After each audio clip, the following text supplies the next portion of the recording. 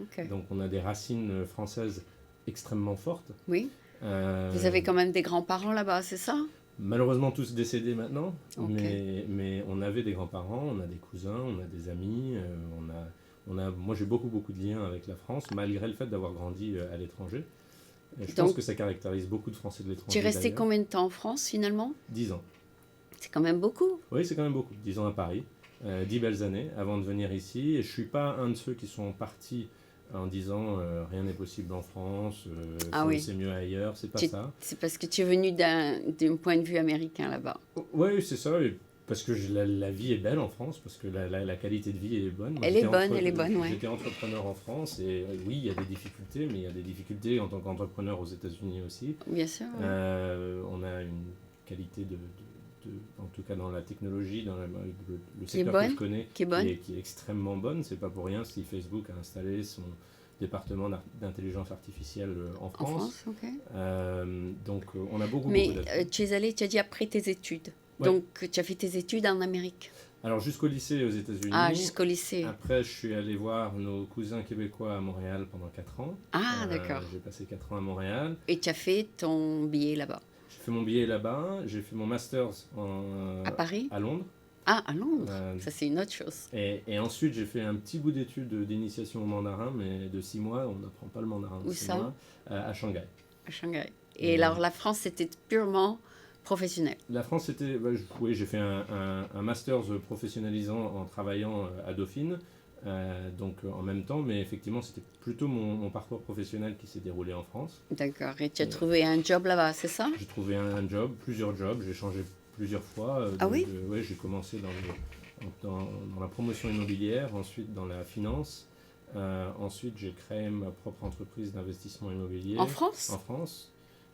Ensuite, une première... Mais les Français n'investissent pas tellement, c'est vrai? Oh, si, dans la pierre, on aime bien la pierre, c'est sûr. D'accord. C'est quelque chose qui rassure. Qui est sûr. Ouais. Et ensuite, j'ai fait un petit parcours avec Médecins Sans Frontières en République démocratique du Congo pendant 7 mois. Tu veux dire que tu les accompagnais? J'étais administrateur d'hôpital en Kivu, au Nord Kivu. Tu es allé sur place? J'étais sur le terrain pendant 7 mois. Ah ouais, c'était difficile alors? C'était une expérience marquante, forcément. Oui. Ça m'a beaucoup grandi. Tu t'es adapté quand même? On est obligé, l'être humain a cette capacité assez incroyable de s'adapter à des circonstances. Quelle a été la partie la plus difficile? La partie la plus difficile, c'était la douche qui manque. Ouais, non, la douche cheval, en fait, on s'y habitue. Enfin, je suis voileux, donc les douches, D'accord. Ça revient du luxe de toute façon. Ouais. Non, c'était plutôt la partie, c'est la violence douce et persistante, tous les jours, d'un conflit. En fait, il y avait des conflits. Okay. Nous, on était en zone rouge et on a une image de Hollywood d'un conflit avec des voitures qui explosent dans tous les sens. Ouais. Mais en fait, la vraie violence d'un conflit n'est pas ça, c'est tous les jours. C'est pas les voitures qui explosent, c'est juste ce risque permanent tous les jours où on est en fait sur les nerfs. Vous êtes exposé à quelque chose. Et on s'y habitue malheureusement, étonnamment, mais en fait on se rend compte en revenant que ça use énormément. Oui, et alors la violence était due à 2 religions, c'est ça? Le conflit en RDC, il est complexe. Il y a une question d'ethnie et en fait des restes du génocide rwandais entre les Hutus et les Tutsis de 96. C'est ethnique alors? Alors il y a ça. Il y a un élément tribal aussi dans cette zone. La RDC, en taille géographique, représente l'Europe occidentale. Ouais. Donc c'est une taille énorme, mais représente la population de la France. Donc là où en Europe, nous avons 550 millions de personnes sur un territoire, en RDC, ils en ont 60 millions, 65 millions. Et donc, ça veut dire que l'État a énormément de mal et en plus, c'est un terrain un peu accidenté, donc l'État a beaucoup de mal à projeter son pouvoir et donc à s'établir fermement à l'intérieur de ses frontières. Vous rajoutez à ça des mines qui sont nécessaires, et c'est une des premières sources de minerais qui sont nécessaires pour la fabrication de smartphones. Donc très en demande. Alors, c'est ça. Et donc des intérêts économiques miniers au-dessus des intérêts ethniques tribaux. Et et avec le Rwanda à côté qui pousse fortement, parce que le Rwanda, contrairement au Congo, est un pays extrêmement dense, ça fait une situation où il est très difficile aujourd'hui de dire le conflit, les lignes sont ça ou ça. Et en plus, il faut le savoir, on n'en parle pas assez, mais c'est le conflit le plus meurtrier au monde depuis la Seconde Guerre mondiale. C'est vrai? Ouais. Parce qu'il y a aussi d'autres pays où on tue les chrétiens. C'est un pays d'Afrique où c'est les chrétiens contre les musulmans. Je ne sais pas si tu connais ça. Oui, on retrouve ça dans plusieurs pays. Là, au Congo, ça ne se caractérise pas par la religion. religion. En tout cas, dans cette partie-là du Congo. Mais dans cette partie au nord Kivu, c'est pas chrétien musulman, c'est plus une question d'ethnicité, d'appartenance ethnique, recoupée sur des intérêts miniers et donc économiques. Comment tu peux comparer ça peut-être avec la France? Il y a quand même aussi beaucoup de groupes ethniques en France. Ouais. Et est-ce qu'il y a beaucoup de conflits entre les groupes ethniques en France? Alors, en France, nous avons une situation où il y a déjà une loi qui nous interdit de compter les ethnies. Ce que je trouve assez... Je comprends dans l'esprit de 1905, mais je trouve ça dommage parce que ça nous empêche de développer une politique sociale et d'intégration adaptée à ces populations, de gens qui ont des cultures différentes. Moi, je ne suis pas de ceux qui pensent que la France est un pays avec une culture immuable. Moi, je pense que la culture est quelque chose d'organique qui évolue avec le temps, qu'au fur et à mesure de l'évolution de la société française, la culture française doit elle-même évoluer. Et elle évolue de fait. Et je pense qu'en France, on a effectivement... on a déjà des médias qui essayent de cadrer un conflit, des tensions ethno-religieuses qui, à mon avis, ne représentent pas la grande majorité des Français. Parce qu'il y a eu quand même 3 événements tragiques en France l'année dernière. Est-ce que ça a divisé le pays? Oui, je pense que ça contribue à diviser le pays pour partie, disons à unir les camps, si on veut. On estime, même si on n'a pas le droit de compter, qu'en France, il y a à peu près 8 millions de musulmans. S'il y avait un véritable problème d'intégration systématique avec la religion musulmane, avec les chrétiens et avec les chrétiens, donc c'est à peu près 15% de la population française. Donc si 15% de la population française ne pouvait pas s'intégrer dans les lois de la République, on le serait. Ce serait en permanence le chaos. Tandis que ce n'est pas le cas. Ils votent ils votent, ils contribuent, ils ne veulent qu'une chose, c'est que les promesses de la République soient rendues à eux aussi. Liberté, égalité, fraternité, au même titre, et sans problème. Et ça, c'est l'énorme majorité de la population musulmane française, j'en suis convaincu, malgré l'impression qu'on nous donne. C'est donc différent de la politique américaine où on les vise. On vise, on leur dit vous ne pouvez pas venir ici. Oui, certains le disent aux États-Unis, d'autres disent c'est contraire aux principes fondamentaux des États-Unis, ce qui est le cas. Objectivement, c'est le cas. On ne peut pas. Les États-Unis sont aussi un des grands pays de la liberté du XVIIIe siècle, de fin du XVIIIe siècle, qui s'établissent sur des principes de liberté et qui défendent depuis. Oui, qui défendent les religions et tout. Oui. Alors, ils ont leur histoire aussi avec aussi la population noire. Les African Americans qui s'est finalement intégré. Oui, il y a toujours d'énormes tensions. La ségrégation, ça s'est terminé dans les années 60. À l'échelle de l'histoire d'un pays, c'est hier. Mais il y a toujours les violences contre eux. Oui, il y a toujours un... Et des injustices contre eux. On les met trop en prison. Oui, alors c'est le même problème, c'est la poule et l'œuf. C'est ce qu'on... Moi, je pense qu'à la fin, ça revient à un manque d'opportunités socio-économiques. Pour ces groupes-là. Pour ces groupes-là, qui grandissent dans des poches de villes ou des poches géographiques où on n'a pas des écoles de première qualité, où on n'a pas d'infrastructures de première qualité.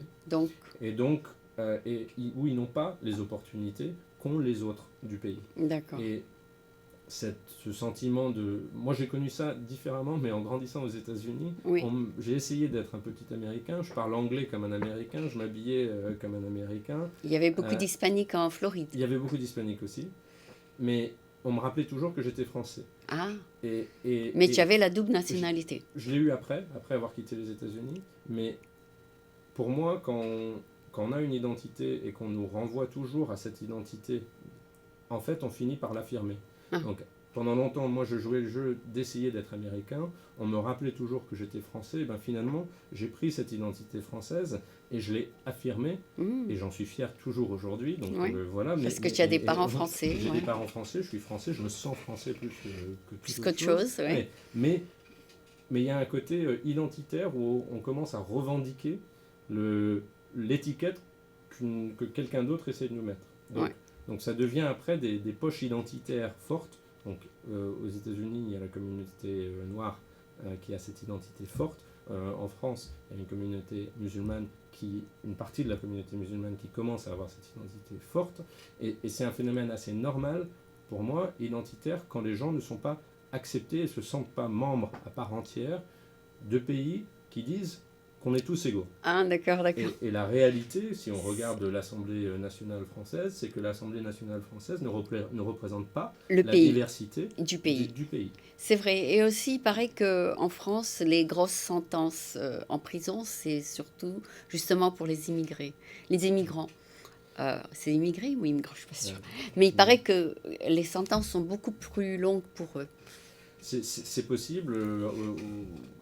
En tout cas, ce qui est certain, c'est que pour des crimes à col blanc, on a souvent on ferme les yeux, etc.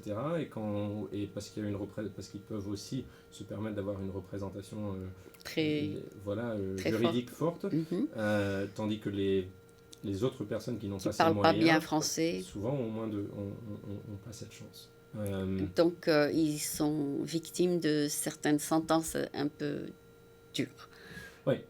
Après, il y a moi, ce que je trouve fantastique, si on veut si on veut parler de ces populations, c'est qu'en France, moi j'ai vécu à Saint-Denis dans le 93. Oh, il y a beaucoup de diversité là-bas. Il y a beaucoup de diversité. C'était très riche. Moi, j'adorais ça tous les jours. Saint-Denis, c'est connu pour la diversité. Voilà. Donc, tu aimais ? J'aimais bien. Et j'ai vu aussi l'impact du phénomène Uber. Et où tout d'un coup, une jeunesse, et j'ai écrit un article là-dessus, une jeunesse française issue des banlieues à qui on ne donnait pas sa chance, tout d'un coup, par elle-même, a pu s'émanciper, devenir entrepreneur, et se porter tout d'un coup un costume, une cravate, conduisait une belle voiture et se sentait libre. Et moi, j'ai parlé à plusieurs de ces chauffeurs Uber qui ont quitté des mauvais travaux. Je ne sais pas s'ils sont des mauvais, mais des travaux où ils étaient balayeurs, caissiers ou peintres, où ils étaient fixés dans un cadre horaire, 35 heures, il fallait pointer, il y avait un patron. Et là, ils m'ont dit, il y a plus de précarité, oui, je travaille plus d'heures, mais je suis libre. Et je pense, et on retrouve ça dans les deux grands courants politiques aujourd'hui qui sont en France pour la présidentielle, où il y a François Fillon d'un côté et Emmanuel Macron de l'autre. On retrouve les deux avancent le thème de la liberté. Et je sens qu'en France, on a cette soif de liberté, on en parlera un petit peu plus tard. Mais pour moi, c'est étonnant de voir que l'État, pendant des années, a investi des milliards dans ces banlieues pour essayer de donner des opportunités aux jeunes. Et en fait, c'est l'ultralibéralisme non réglementé américain qui vient dans ces banlieues, créer des emplois et donner tout d'un coup la soif aux jeunes de créer. Plus tard, ils disent tous qu'ils veulent embaucher, avoir des chauffeurs salariés, etc. Et ils leur donnent cet espoir. Ça, je trouve ça leur donne une grande liberté, ça leur donne un moyen de décider s'ils veulent travailler plus ou moins. Ça leur donne beaucoup de choses qu'ils n'ont pas dans d'autres jobs. C'est ça. Et en plus, jusqu'à récemment, ils n'avaient pas besoin de demander l'autorisation à quiconque pour pouvoir le faire. C'est bien. Maintenant, il faut. Maintenant, on commence à réglementer, forcément, c'est la maladie française. Ils veulent un morceau du paille, a piece of the pie. Il y a un test de culture générale où on parle de l'histoire du pays au 19e siècle, des choses qui n'ont rien à voir. Avec conduire. Non, mais c'est vraiment du... voilà. Ça, c'est le mauvais côté de la France, de la boulimie législative française, réglementaire française. Bon, ben, pour en revenir aux élections, qui est un des sujets hot en ce moment, est-ce qu'il y a un candidat qui va enlever toute cette bureaucratie qui ralentit les Français? Alors... non, mais c'est-à-dire, il y a tellement de red tape en France que les gens ça bloque les gens. Ils essayent de faire des choses, mais il y a tellement de choses qui les arrêtent, qui laissent tomber. Ils disent ça vaut pas le coup, quoi. Oui, alors c'est vrai. Alors déjà, il faudrait retirer, à mon avis, une idée mal comprise de la France par rapport aux États-Unis. C'est qu'il y a aussi énormément de réglementations aux États-Unis et de red tape aux États-Unis. Pas, de plus en plus, oui. Et de plus en plus. Et donc, c'est pas une maladie française uniquement, malheureusement. Mais elle est un peu plus accélérée. Elle est assez développée, oui.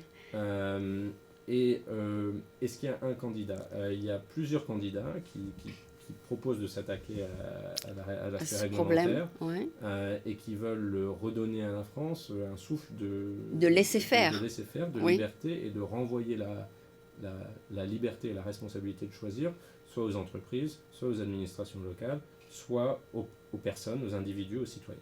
Ok. Non, je me rappelle, dans les années 50, Charles de Gaulle, il disait laissez faire, c'est le seul moyen que les gens vont devenir se permettre de créer des entreprises. Et tout d'un coup, il y a eu un tas d'autres réglementations, peut-être parce qu'il y avait trop d'administrateurs en France, et ils continuent à ajouter des blocages.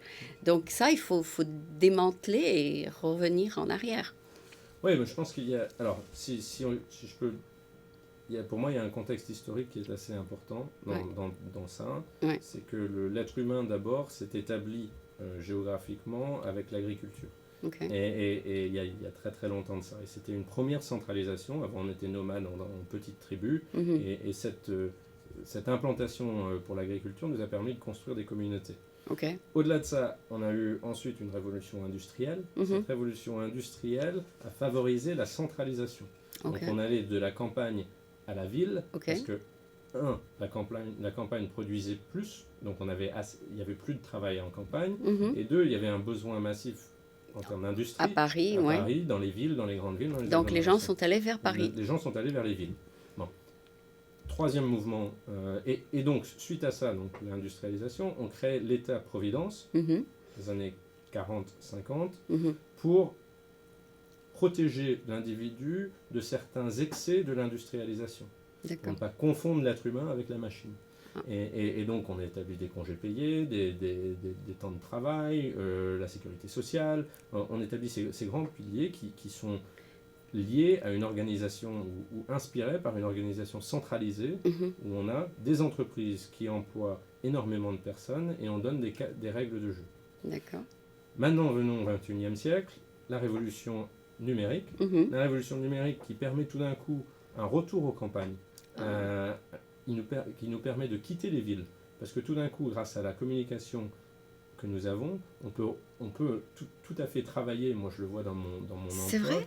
On peut travailler de quasi n'importe où, ça dépend bien évidemment des métiers, mais de quasiment n'importe où pour effectuer un travail qui a une ampleur mondiale, qui va toucher le monde. Alors il y a les gens qui sortent de Paris. On va voir ce mouvement, à mon sens, s'accélérer dans les années à venir. Okay. Pourquoi ? Il y a une tension sur les loyers, on le connaît très bien à San Francisco, on le connaît aussi à Paris. Et donc, maintenant, quand je parle à mes amis entrepreneurs aux États-Unis, à San Francisco, on parle tous d'avoir des équipes distribuées, où chacun travaille depuis chez soi, pour créer nos entreprises demain. Parce que les salaires ici sont tellement élevés, parce que le loyer, le coût de la vie à San Francisco est tellement prohibitif que les gens ne veulent pas y vivre. On a des salaires élevés, mais on n'a pas une qualité de vie forcément aussi élevée. 80% va pour le loyer. Voilà, c'est ça. Et donc je pense que ce phénomène de concentration va en fait s'inverser. Okay. Et c'est pour ça qu'en France, une des choses qu'on fait extrêmement bien en France, qui ne font pas aussi bien aux États-Unis, probablement de par la taille du pays, c'est l'infrastructure. Et en France, on a une infrastructure déjà routière, ferroviaire excellente, de première qualité. On voit dans les rues, quand on vient ici à San Francisco et qu'on voit les qualités des rues et qu'on compare à la France, ça n'a rien à voir. En France, on est très bon en infrastructure. Et deuxièmement, c'est dans l'infrastructure de communication, parce qu'on a ce principe, non seulement français, mais européen, de l'égalité des citoyens et de l'égalité d'accès, où on force les fournisseurs d'accès à tirer, par exemple, la fibre optique partout dans toutes les campagnes françaises. Ah ouais, c'est bien desservi partout. Ça commence à l'être. Ah, moi, je citais un exemple d'un endroit que je connais, qui est un village Ballestavi, qui est dans les Pyrénées-Orientales, à côté de Perpignan. Il y avait en 95 25 habitants à l'année. Aujourd'hui, ils sont 125 habitants. Donc on voit l'augmentation. Il y a une augmentation progressive.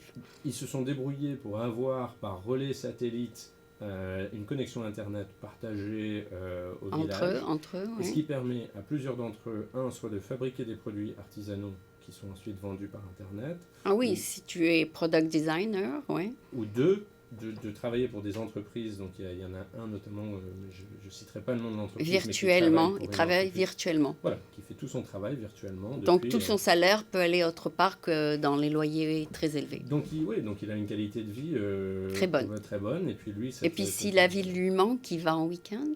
Oui, c'est ça. Non, mais il peut toujours y aller assez facilement. Mais voilà. D'accord. Donc je pense que c'est important de comprendre ce mouvement-là. Ouais. Inverse, c'est un mouvement inverse. Je pense, oui. D'accord. Et qui devient une opportunité. Bon, alors moi je suis très très ignorante du point de vue politique française 2016, pardon. Donc peux-tu me dire qu'est-ce qui se passe en France? Parce que je ne lis pas tellement l'actualité française. D'accord. Alors le contexte de la politique politicienne en France, c'est qu'il y a eu la primaire à droite récemment, où comme on a vu pour le Brexit, comme on a vu pour Trump, comme on a vu en Colombie, on voit que les sondages sont une fois de plus désavoués. Le troisième candidat, qui était largement ignoré par les médias pendant longtemps, a gagné haut la main. C'est qui? François Fillon. Il a gagné? Il a gagné haut la main. Avec en plus une participation. Alors on disait, les républicains attendaient, je pense, entre 1,5 et 2 millions de participants à la primaire. Ils considéreraient ça comme une victoire à 3 millions de participants. Ouais. Et ils sont arrivés à 4 millions de participants. Beaucoup de gens ont voté? Oui, dans les deux tours. Donc on voit, et moi c'est ça l'essentiel de la raison pour laquelle je souhaitais vous parler aujourd'hui, c'est parce que depuis des années, j'entends des gens de ma génération, et on en parlera, mais dire que la politique n'y peut rien, tourner le dos à la politique. Et là, je suis rassuré de voir que les Français se sont réouverts à la politique, se réintéressent à la politique et accordent à la politique le bénéfice du doute quant à la possibilité du changement. Est-ce que tu as voté? Alors moi, j'ai pas pu voter malheureusement. Ben moi non plus. Donc tu vois, on est à l'étranger. Je l'aurais fait. Tu l'aurais fait, mais tu étais à l'étranger. Vu que je suis arrivé à San Francisco, c'est une raison technique, mais vu que je suis arrivé à San Francisco le 1er janvier, je n'étais pas inscrit au 31 décembre sur les listes consulaires. Ah bon? Donc je ne pouvais pas voter en tant que Français de l'étranger. D'accord. J'aurais dû faire 2 allers-retours en France pour pouvoir voter depuis chez moi, là où j'étais. C'était un peu beaucoup. Ce que j'ai fait, moi, pour ma part, c'est que j'ai incité beaucoup d'amis et j'étais ravi de voir qu'ils répondaient positivement à aller voter et à participer. Parce que quand on voit le phénomène Trump aux États-Unis, il faut se dire que... Il faut faire quelque chose. Oui, en tout cas, un groupe de personnes motivées peut changer l'équilibre politique d'un pays et du monde. S'ils vont voter. S'ils vont voter. C'est que, en fait, les majorités se décident à quelques centaines de milliers ou parfois quelques millions de voix. Ce qui veut dire qu'en fait, on est par exemple 3 millions de Français de l'étranger vivant à l'étranger. C'est que ces 3 millions de Français à l'étranger, s'ils votent, ils peuvent faire basculer l'élection d'un côté ou de l'autre. C'est vrai. C'est vrai. Le jour où c'était l'élection, il pleuvait. Et donc, ça a découragé beaucoup de gens d'aller au consulat pour voter. Et aussi, il y a aussi la question d'être inscrit à temps. Moi, je n'ai pas pu le faire parce qu'ils m'ont envoyé la forme électroniquement. Et ils m'ont dit, bon, c'est pas fait, on n'a pas bien reçu votre truc. Donc, il y a un problème technique dans leur site.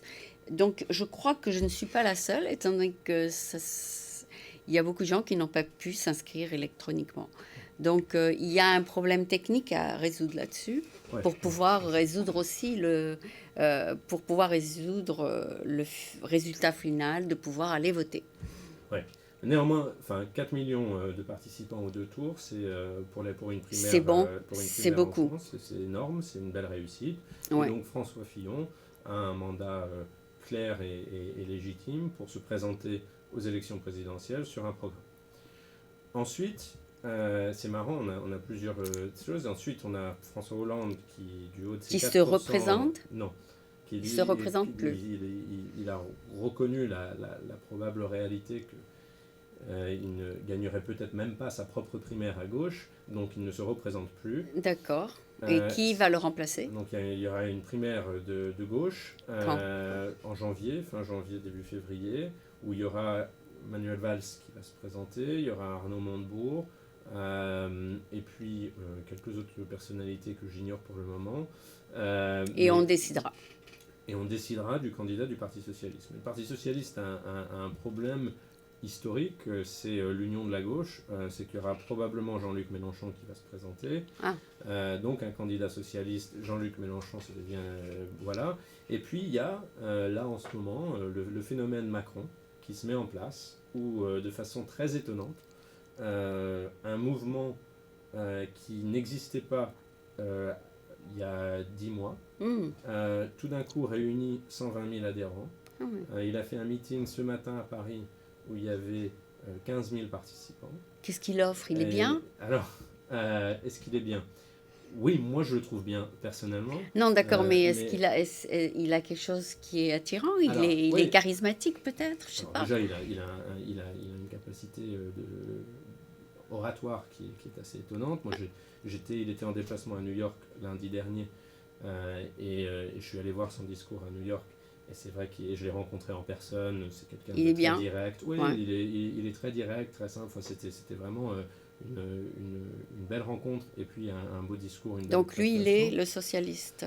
Non, lui, c'est justement ça l'intérêt, c'est dans un monde où les gens justement se disent on en a marre de la politique, son positionnement est de dire il n'est pas de droite, il n'est pas de gauche, il est dans un mouvement qu'il appelle progressiste, qui est de dire la France n'a pas fait son entrée au XXIe siècle comme il le fallait avec Hollande, ou avec Chirac, Sarkozy et Hollande. Hein, les trois n'ont rien fait pour amener la France au XXIe siècle. Les Français le sentent, je pense que c'est vrai. Et donc, il nous faut une politique progressiste qui reconnaît, on revient à ce que je disais avant par rapport à de l'époque de l'industrialisation à l'époque numérique, qui reconnaît que, par exemple, les protections sociales ne sont plus centralisées, mais deviennent individuelles. Parce que les gens bougent. Parce que les gens bougent. Parce qu'en fait, c'est plus à l'employeur de garantir l'emploi à l'individu, c'est à l'individu maintenant de choisir sa place dans le monde et d'évoluer par lui-même. Moi, si je regarde ma vie, j'ai fait jusqu'à présent en 10 ans de carrière, probablement 4 métiers relativement différents. Et souvent, tu étais self-employed. Et souvent, j'étais self-employed. Et le système n'est pas fait, effectivement, pour des gens comme nous. Moi, quand j'ai créé mon entreprise en France, j'ai démissionné et j'ai choisi de démissionner. Je n'ai pas voulu faire la rupture conventionnelle pour toucher les indemnités. J'ai choisi et j'assumais ma décision de ne pas toucher de chômage. Mais le risque là-dessus, c'est que si j'échouais dans ton entreprise, j'avais plus rien. Et tu as pris le risque. Oui, parce que c'était les règles du jeu et je pense qu'il faut jouer par les règles du jeu. Mais quand Emmanuel Macron propose maintenant de dire les travailleurs indépendants et les entrepreneurs pourront eux aussi être protégés, quand il dit que tous les 5 ans, un salarié pourra démissionner et toujours toucher ses indemnités chômage, donc choisir, parce qu'il y a des gens qui sont bloqués par ça, ils veulent faire un projet, ils veulent se réaliser eux-mêmes et ils sont bloqués par ce côté. Si je démissionne, je n'ai rien. Voilà. Et donc, si on leur donne effectivement au moins un an d'aide, c'est bien. Oui, c'est bien. Ok, donc ça, c'est ce qu'il propose comme changement. Ça, c'est ce qu'il propose comme changement pour partie. Il propose aussi... Ça, c'est une bonne idée, en fait. Oui, parce non, qu'un an, ça permet à une personne d'organiser une nouvelle boîte. C'est ça, c'est ça.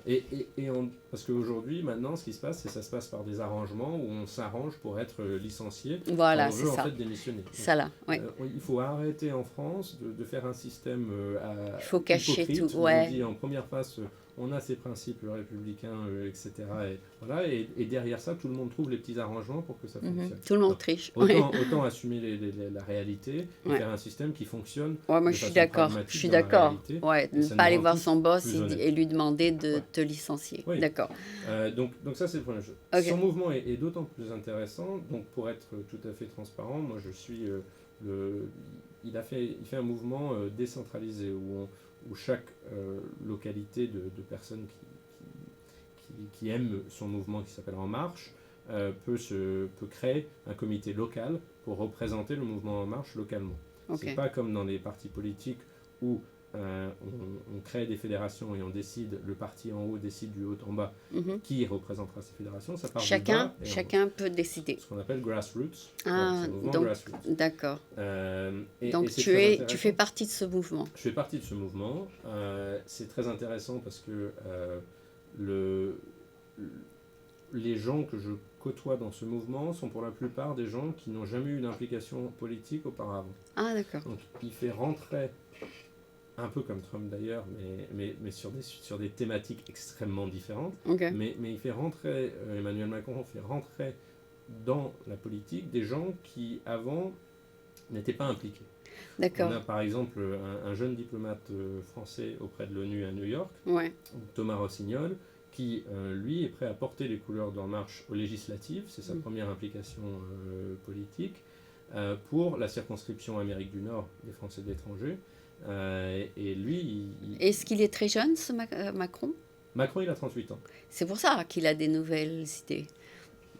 Oui, c'est pour ça, c'est pour... je sais pas, il y a des...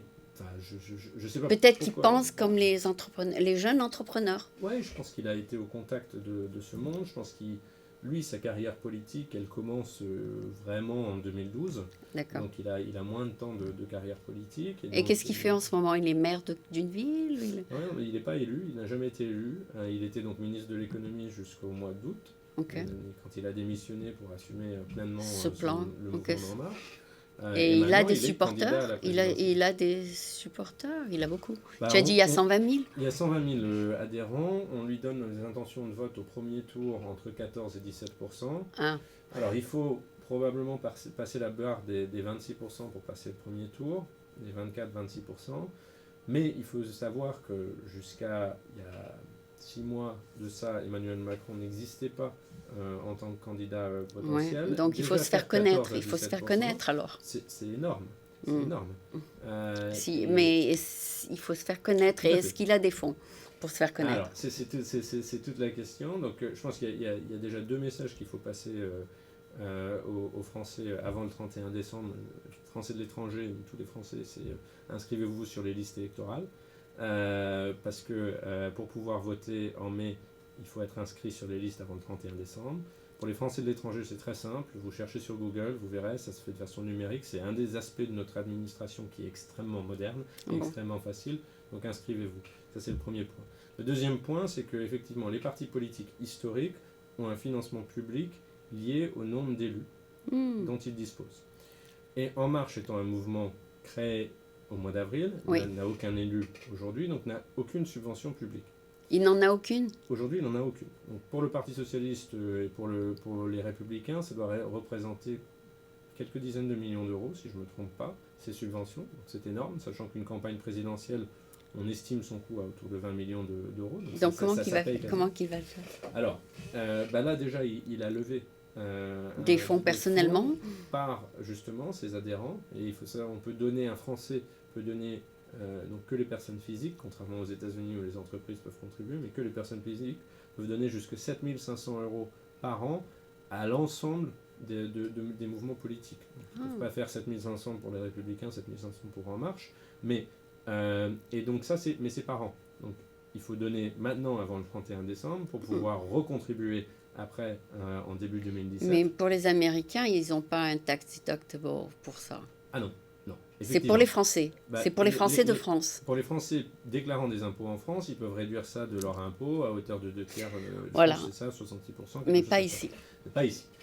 Il faut assumer aussi que c'est une réalité.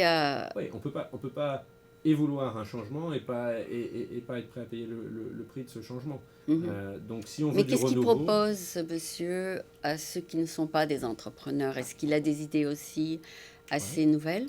Donc il veut retirer un certain nombre de cotisations sociales salariales. Pas aussi élevées. Il veut les retirer complètement. Il a annoncé ça ce matin à Paris. Ah ouais. Ce qui ferait qu'il y a donc il y aura le moins salaire de net va augmenter, la différence entre le brut et le net. Il y aura moins d'administration. Il veut réduire l'administration, la couche administrative.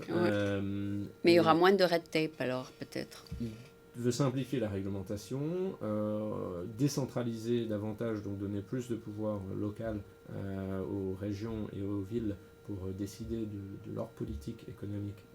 Mais il ne va pas enlever les services sociaux acquis, c'est-à-dire les congés maternité, tout ça. Il ne va pas enlever tout ça. Non, il ne va pas les enlever, mais il va probablement les changer pour que d'un système, encore une fois, centralisé de couverture, on s'adapte vers un système individualisé de couverture. Ah, d'accord. Donc il ne va pas réduire les prestations, mais il va changer leur modalité pour que ça devienne davantage individuel plutôt que collectif.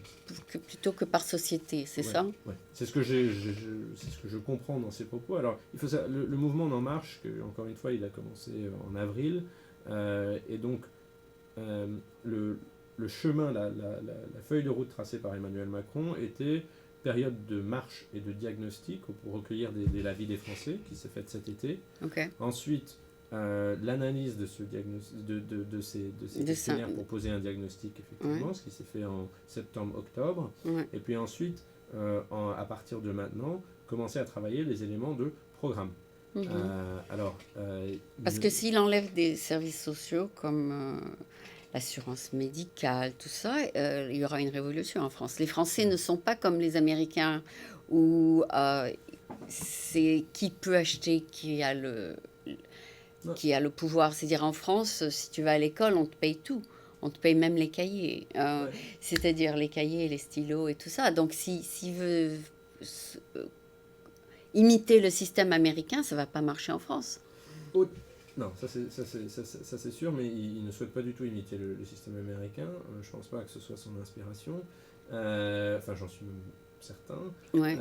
Non, je pense qu'Emmanuel Macron, il veut que notre modèle social soit adapté à l'économie contemporaine.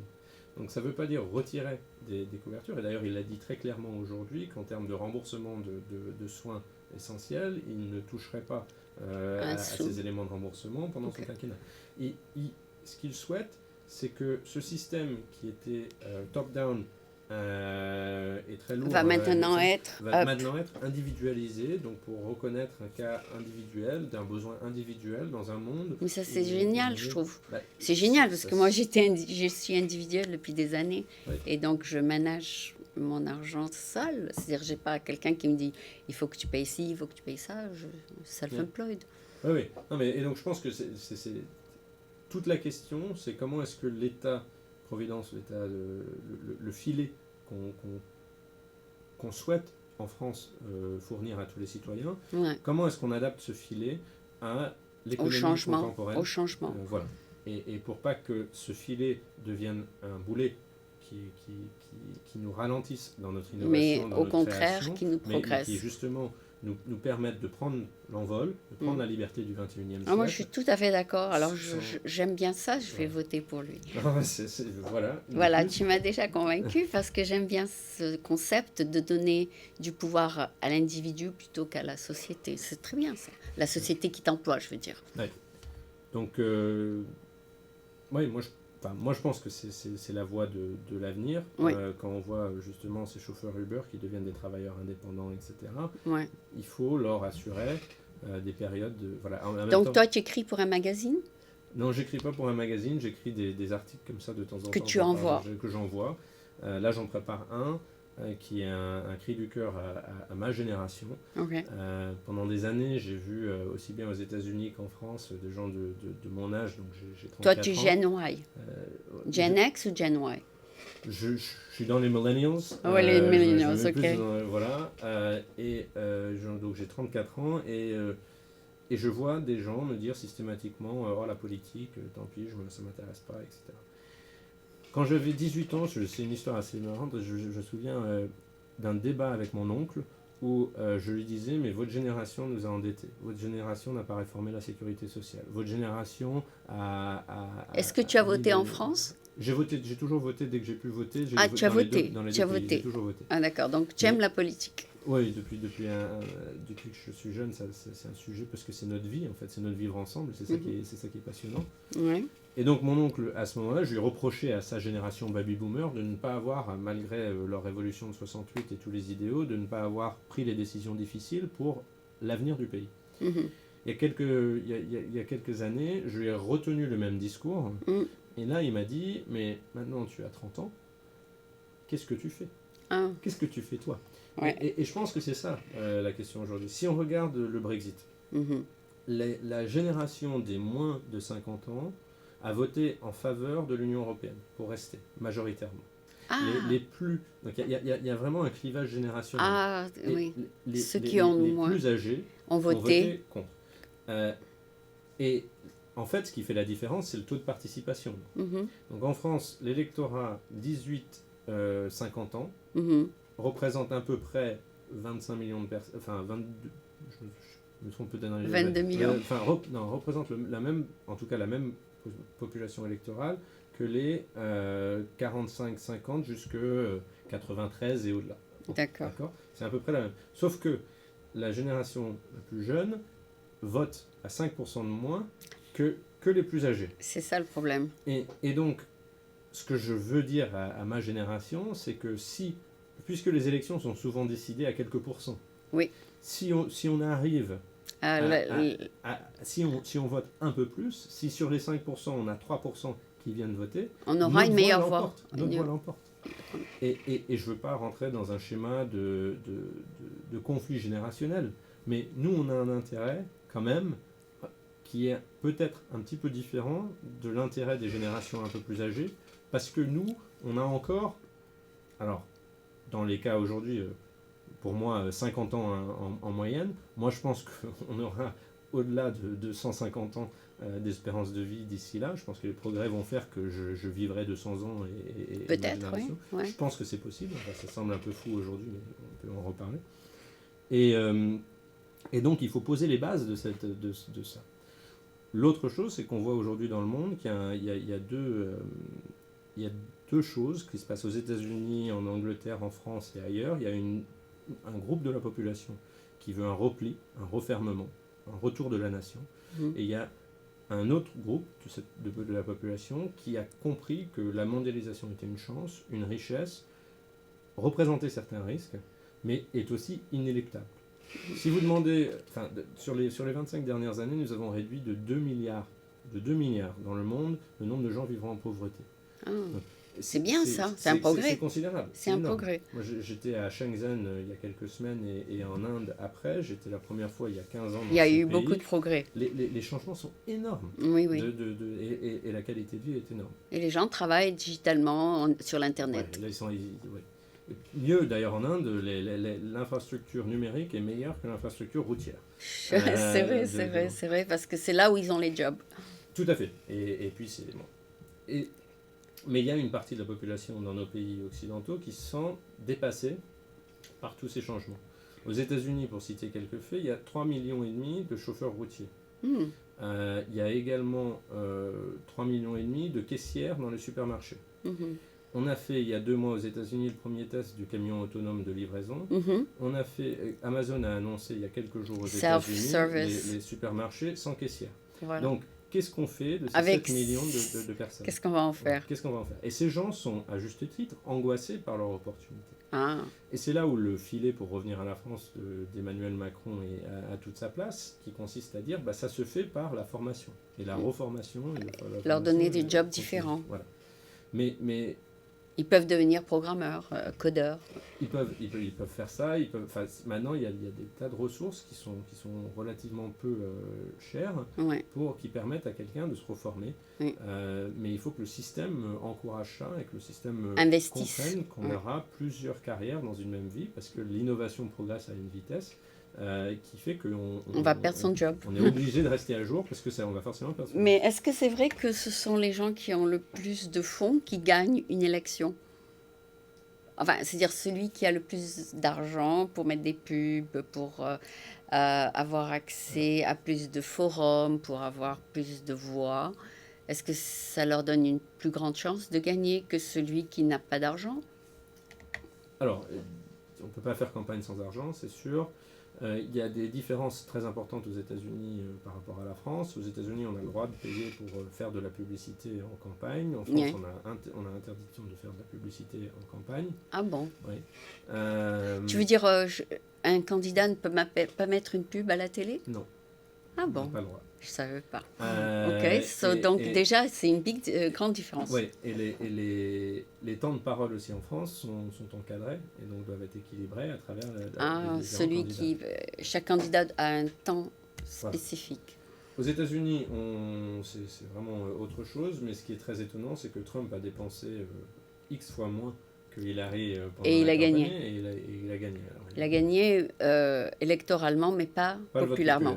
populaire, Ok. mais il a quand même gagné parce que les médias lui ont donné tout d'un coup c'est pas la seule raison pour laquelle il a gagné, mais ça a compensé son élément de budget. D'accord. Euh, Mais il a quand même gagné. Il a quand même gagné, oui. Il a quand même gagné. Et moi, c'est ce que je veux dire aussi à tous les gens de mon âge qui regardent l'avenir, c'est de se dire, oui, on nous dit depuis qu'on est petit que la France est un pays qui bouge pas, un pays où c'était toujours mieux hier, où les 30 glorieuses étaient fantastiques, etc. On entend ça depuis qu'on est tout petit. Il faut reconnaître que la France représente 1% de la population mondiale, a une entreprise d'envergure mondiale de première qualité dans quasiment tous les secteurs économiques, que ce soit l'aéronautique, l'infrastructure, le luxe, l'alimentaire. On est représenté partout. On est représenté partout. L'énergie, donc on a une chance fantastique. On a une place dans l'Europe, non seulement géographique, mais historique, qui nous donne un poids considérable dans l'avenir de cette Union européenne qu'il ne faut pas négliger. Et l'Union européenne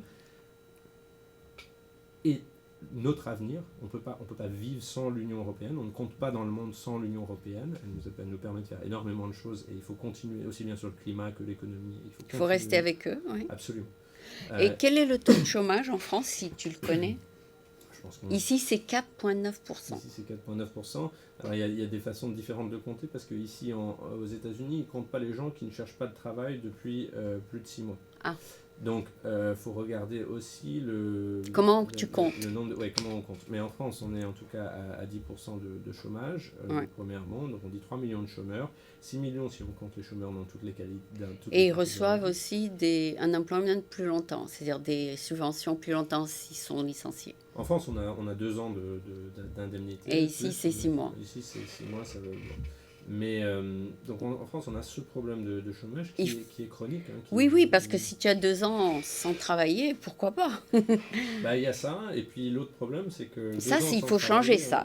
En tout cas, il faut changer ça, parce que les gens deviennent paresseux, et après ne cherchent plus, parce qu'ils disent « je peux rester au chaud à la maison au lieu d'aller me battre dans les métros ». Et gagner tout autant. Moi, mais ça n'engage que moi, je parle de toi. Personnel, je serais favorable à ce qu'on réduise ces durées d'indemnité à 1 an, et aussi à ce qu'on baisse le plafond, parce qu'il y a des gens avec des salaires relativement élevés qui touchent aussi 80% de leurs indemnités. Ah, ça c'est trop. Et qu'on baisse le plafond, ça c'est le système anglais, où il y a, en fait, c'est le même montant pour tout le monde. Bon, moi je serais favorable à ces 2 éléments, mais ça n'engage que moi. Oui, mais est-ce qu'il y a un candidat qui est d'accord avec toi? Alors, je pense que François Fillon veut revoir le paiement des indemnités. Fillon, c'est celui qui est de la droite. Oui, c'est les Républicains. Que je sache, Emmanuel Macron ne s'est pas encore exprimé, sur là-dessus. Okay. les indemnités chômage. Il a parlé de l'éligibilité aux indemnités, donc d'étendre ça aux indépendants, des travailleurs indépendants ça, c'est et bien. aux démissionnaires ça, c'est bien, de jobs, ça c'est très bien. Le montant des indemnités, que je sache, mais n'a pas encore été discuté, et, okay. et les modalités de calcul. Ok, bon, ben, c'est bon à savoir.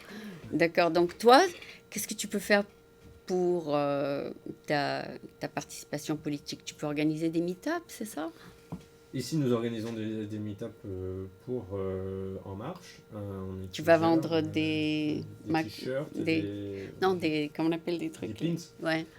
Oui, on va essayer. Tu vas faire quelque chose. On a fait signer, quand j'étais à New York, il a signé un livre, son livre Révolution. Il a signé. Tu pourrais le pas faire. Qu'on va essayer de vendre aux enchères. Il y en a qui le donnent gratuit quand ils sont candidats.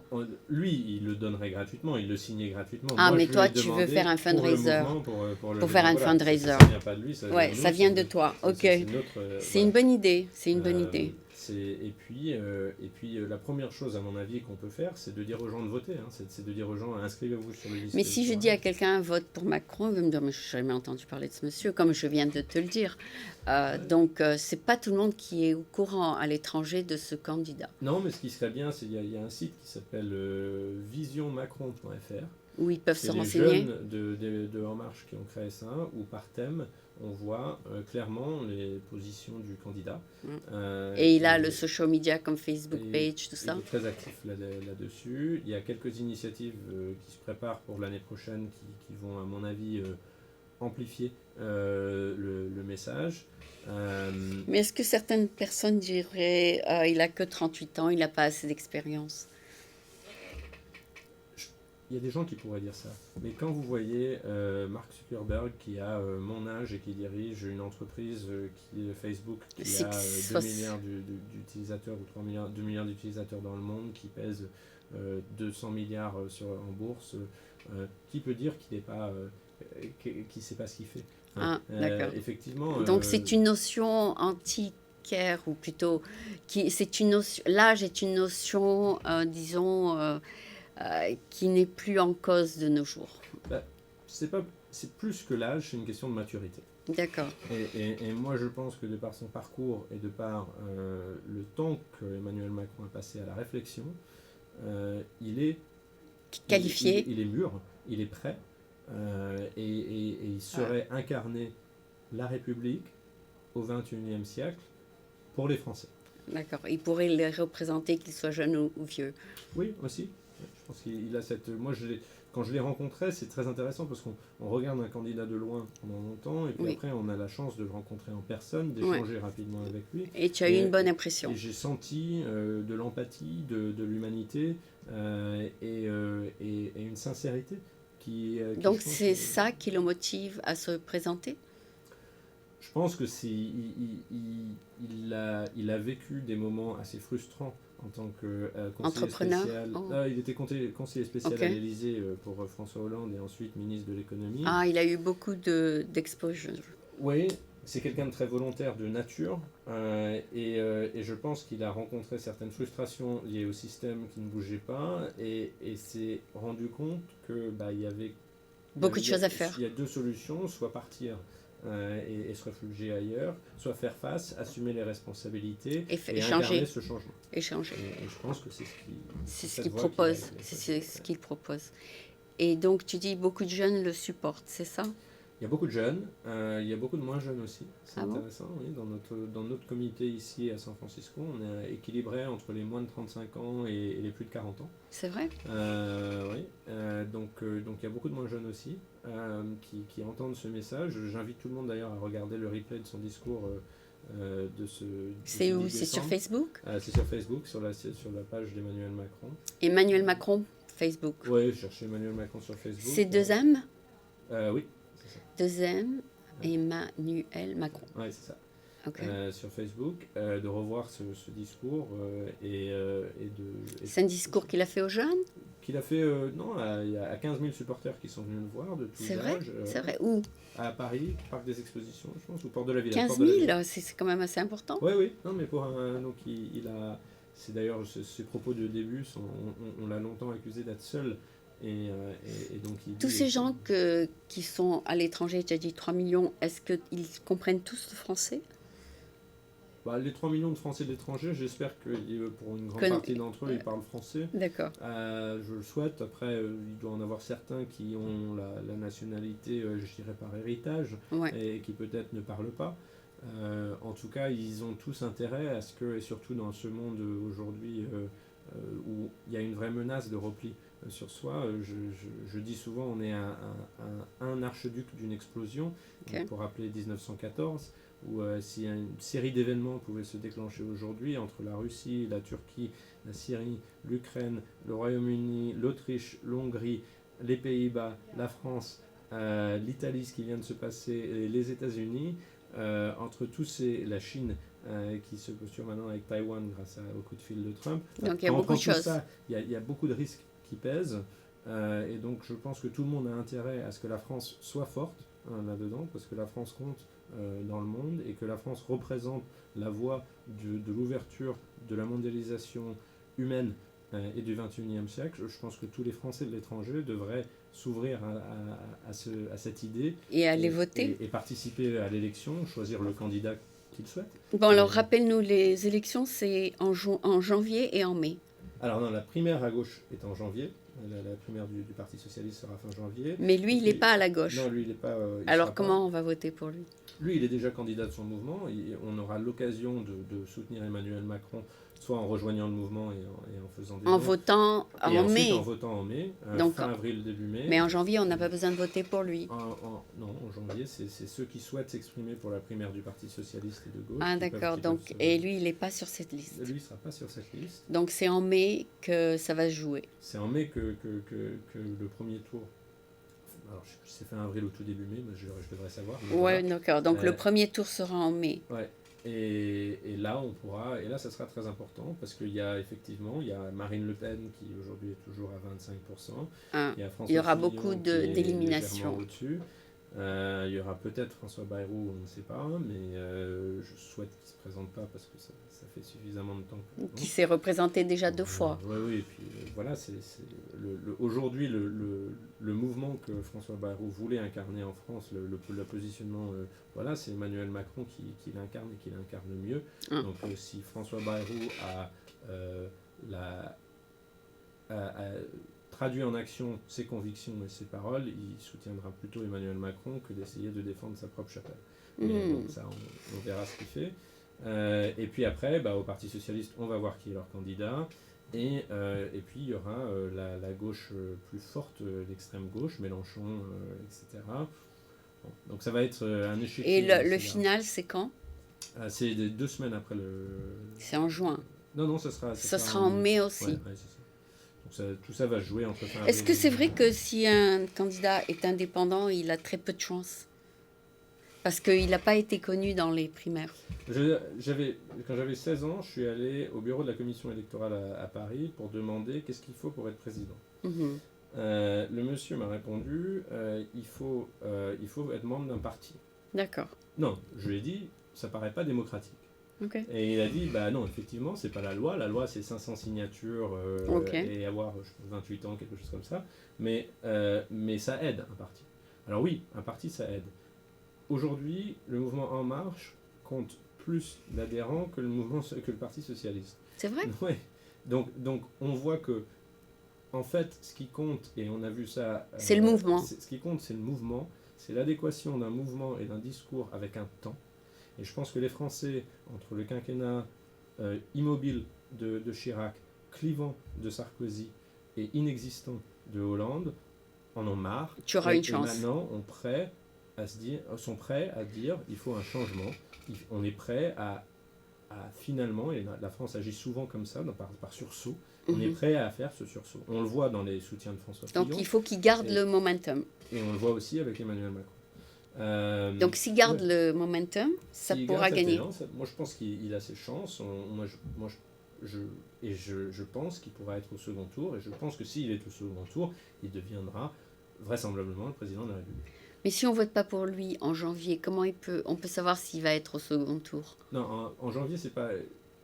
en janvier, c'est les primaires socialistes. Ok, comment on va décider s'il ne participe pas? Ah, le second tour en mai. Au premier tour, le second tour en mai. Ah. Ouais, Donc là, en mai, il faut... est candidat au premier tour. Ah, d'accord, et d'accord. s'il passe le premier tour, et je pense que c'est aujourd'hui difficile, mais Pas impossible. aujourd'hui en politique, ça veut rien dire en fait. Hein. Quand on regarde le temps qu'il y a, quand on regarde la soif qu'il y a en Combien France de pour un pourcentage changement, il faut qu'il ait au premier tour?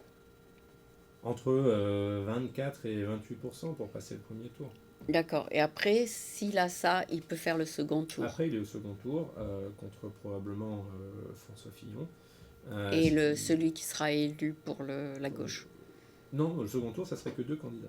Ah, deux candidats. Ouais. Donc il faut qu'ils battent un des trois.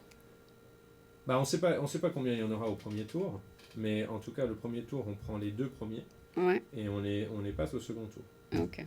Donc il sera contre quelqu'un d'autre, probablement François Fillon. Et si il y a un débat, pour ceux qui ont regardé les débats Hillary-Trump, donc il doit éliminer quelqu'un donc. Non. Un des trois doit partir. Pourquoi trois? Tu as dit il n'y a que deux. Mais il y a plus que trois candidats au premier tour. Non, mais la finale, c'est que deux. La finale, c'est que deux. Comment on va décider qu'on va le garder au deuxième tour? On vote. On va voter. On vote pour l'un ou l'autre. On vote pour l'un ou l'autre. Mais ce qui est certain, c'est que si on a un second tour, François Fillon et Emmanuel Macron, on aura un débat de second tour de très grand niveau, de niveau d'homme d'État, parce que les deux ont cette qualité-là. Et je pense que ça serait une réussite de la démocratie française face à, je dirais pas l'échec, mais la surprise de la démocratie américaine récemment. Ça serait la réussite de la démocratie française que de présenter un véritable choix de vision différente pour la France au second tour, avec Emmanuel Macron d'un côté et puis François Fillon. Donc il faut qu'ils battent plusieurs candidats. Oui, mais au premier tour, je sais pas, il y aura 7-8 candidats, donc c'est que les deux premiers qui passent. Ah, d'accord. D'accord. Et donc, c'est pas comme ici où c'est les démocrates contre les républicains. Ça va être les républicains, c'est Fillon, le démocrate qui doit les battre, et puis un des trois va partir. Mais il y a plus que 3. Ils seront 7 ou 8 au premier tour. Ah, ils seront 7 ou 8. Et donc, que les plus forts vont gagner. Que les deux premiers, oui. Les deux premiers passent au second tour, et au second tour... Donc, c'est pas les deux plus forts partis, c'est les deux plus forts candidats. Tout à fait. Ça n'a rien à voir avec le parti. Les partis comptent beaucoup aux législatives ou aux régionales, etc. Mais aux présidentielles, ce qui compte, c'est l'homme, le nombre de voix. L'individu face au peuple. C'était ça la volonté de Gaulle dans la Ve République. Okay. Voilà. Et c'est l'homme ou la femme face au peuple. Et là, je dirais même... vous dites il faut qu'ils battent d'autres, mais ce n'est pas une question pour moi de battre, c'est une question de venir, de mobiliser des gens derrière une idée suffisamment pour être un des deux premiers. Okay. C'est pas une question... Mais un des deux partis va disparaître à la finale. S'il y a 7 candidats, il y en a 5 qui vont disparaître avant le second tour. Voilà, peu c'est importe ça. Les partis. Peu importe les partis, d'accord. Mais il y en a 5 et il y en aura 2 qui resteront pour le second tour. Oui, mais les autres vont avoir beaucoup plus de support étant donné qu'ils font partie d'un comment on appelle, d'un groupe. Hein. Ils font partie d'un parti. Font partie du Parti socialiste ou du parti. Ça n'a aucune importance. Aujourd'hui, à mon avis, si je m'imagine militant socialiste, je ne suis pas ravi des choix dont on me présente. Hein. Ah, d'accord. Du réchauffé Montebourg, du Valls, qui va avoir beaucoup de mal à expliquer comment il sort d'un quinquennat. Donc il a des chances. Oui, je pense que le Parti socialiste est en désarroi total aujourd'hui, qui ne savent pas, et ils ne vont pas présenter un choix positif viable de changement, je pense, tel que je vois. Après, les choses peuvent changer, mais aujourd'hui, il n'y a aucun candidat socialiste qui inspire, je pense, l'enthousiasme. Ça serait un vote pour les socialistes, à mon avis, par militantisme pur, mais ceux qui, tout d'un coup, arrivent à passer outre des frontières de base de je suis encarté au Parti Socialiste, je trouve, pourront se reconnaître dans Emmanuel Macron, qui lui représente une vision équilibrée. Donc il est un contre tous, donc il y a un individu contre les partis. C'est très fort ça. C'est ce qu'il fait. C'est très fort. Et tout le monde lui dit depuis des mois ça ne marchera pas. Et puis maintenant, il réunit 15 000 personnes ce matin à Paris, 120 000 adhérents dans son mouvement. Donc il a fait des gros progrès, oui. Oui, il a clairement le vent en poupe et il a un élan devant lui qui est très fort. Après, ça reste difficile, rien n'est acquis. Et la presse le couvre bien ? Oui, la presse le couvre bien. Alors, elle a été dure avec lui dès lors qu'il s'est déclaré, mais ça, c'est la règle du jeu, en fait. Hein. Tu es nouveau, tu es... Ouais. Je suis assez déçu par certains journalistes. Le Point, tout ça. Enfin, ouais, et puis qui font des argumentaires faciles. Je me souviens d'un argument où il était avec, je pense, Patrick Cohen et où Patrick Cohen lui dit vous voulez que tout le monde ait 3 emplois, que ce soit la catastrophe à l'américaine, enfin des sortes d'arguments, de caricatures bêtes d'un modèle économique qui est souple en fait. Et je pense que Patrick Cohen le sait très bien, et il fait juste du facile. Et moi je trouve qu'en France, il simplifie trop les choses. Ouais. Aujourd'hui on s'oriente vers une élection présidentielle avec un très haut niveau de débat démocratique. J'espère que nos médias s'aligneront sur ce que les candidats présentent, et les médias présenteront également un haut niveau de débat et de discussion de fond, et pas les petits argumentaires faciles populistes pour l'audimat. Je te félicite d'avoir pu trouver un candidat que tu veux bien soutenir. Parce qu'il y a des gens qui ne savent pas qui soutenir. Ils disent qu'ils sont tous les mêmes. Tu vois, parce qu'il y a des gens qui disent celui-là, il ne m'inspire pas, celui-là, il ne m'inspire pas. Au moins, tu as trouvé quelqu'un qui t'inspire. Donc ça, c'est déjà un pas vers, disons, quelque chose. On peut faire des progrès. Parce que franchement, j'ai aucune idée des candidats. Mais maintenant que tu m'as donné une idée, maintenant, moi aussi, j'ai fait un petit pas, je vais bien sûr regarder un petit peu en ligne ce monsieur. Je sais même pas à quoi il ressemble. Donc, je vais regarder en ligne Facebook Emmanuel Macron. Oui, et puis visionmacron.fr. Et visionmacron.fr. Ok, je vais regarder ça. L'autre chose qui est plus importante que de parler d'un candidat, c'est vraiment juste de dire il ne faut pas tourner le dos à la politique. Les moments dans lesquels nous sommes nécessitent que tout le monde, tout citoyen, fasse attention à la politique et s'implique dans l'élection pour un candidat ou pour un autre, peu importe, mais il faut aller voter. Parce qu'on l'a vu ici, on l'a vu avec Brexit, la majorité silencieuse ne peut pas se plaindre si elle ne se déplace pas pour aller voter. Ça, je suis d'accord avec toi. Le premier message que je veux passer, c'est ça, c'est impliquez-vous. C'est la même chose pour Trump. Les gens, ils se plaignent et ils ne sont même pas allés voter. Alors, c'est le même système, c'est le même principe. Ok. Bon, écoute, on a très bien exposé la chose, je pense. Et bien sûr, il y a beaucoup de choses à dire. Donc, je te remercie d'être venu nous parler un petit peu de ce qui va se passer du point de vue élection française. Et c'est toujours un grand plaisir de te revoir. Merci. Merci, Annie. Merci.